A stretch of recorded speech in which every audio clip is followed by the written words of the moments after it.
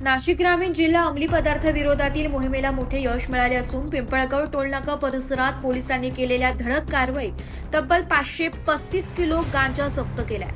या कारवाईत धुळे जिल्ह्यातील एका तस्कराला अटक करण्यात आली असून गांजा पिकअप वाहन, मोबाईल व रोख रक्कम असा एकूण 1,12,14,000 रुपयांचा मुद्देमाल जप्त करण्यात आलाय। नाशिक ग्रामीण जिल्ह्याचे पोलीस अधीक्षक मालेगाव, अप्पर पोलीस अधीक्षक नाशिक ग्रामीण तसेच संबंधित उपविभागीय पोलीस अधिकारी यांच्या मार्गदर्शनाखाली जिल्ह्यात अंमली पदार्थांविरोधात विशेष मोहीम राबवण्यात आली आहे। दिनांक 14 जुलै 2026 रोजी पिंपळगाव पोलीस ठाण्याचे पोलीस निरीक्षक यांना गुप्त माहिती मिळाली की नाशिककडून मालेगावच्या दिशेने जाणाऱ्या एका पिकअप वाहनातून मोठ्या प्रमाणात गांजाची बेकायदेशीर वाहतूक केली जात आहे। माहितीची खातरजमा होताच पिंपळगाव पोलीस ठाण्याच्या विशेष पथकाने पिंपळगाव टोलनाका येथे सापळा रचलाय। दरम्यान MH06 BG 1776 क्रमांकाची संशयित पिकअप गाडी टोल नाक्यावर आल्यानंतर पोलिसांनी ती अडवून पंचासमक्ष झडती घेतली।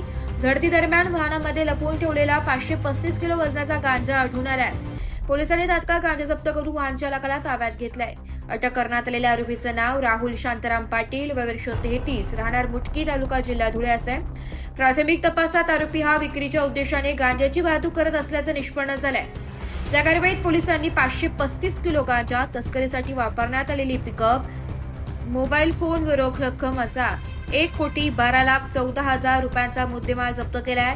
या प्रकरणी आरोपी राहुल शांताराम पाटील याच्या विरुद्ध पिंपळगाव पोलीस ठाण्यात गुन्हा दाखल करण्यात आला असून पुढील तपास पिंपळगाव पोलीस ठाण्याचे अधिकारी करत आहेत। ही कारवाई नाशिक ग्रामीण जिल्हा पोलिसांच्या अंमली पदार्थी विरोधातील मोहिमेतील महत्त्वाची कारवाई मानली जात असून अशा प्रकारच्या बेकायदेशीर तस्करी विरोधात यापुढेही कठोर कारवाई सुरू राहणार असल्याचा इशारा पोलीस प्रशासनाने दिला। नाशिक लोकशाही न्यूजसाठी महेंद्र लोढा, पिंपळगाव।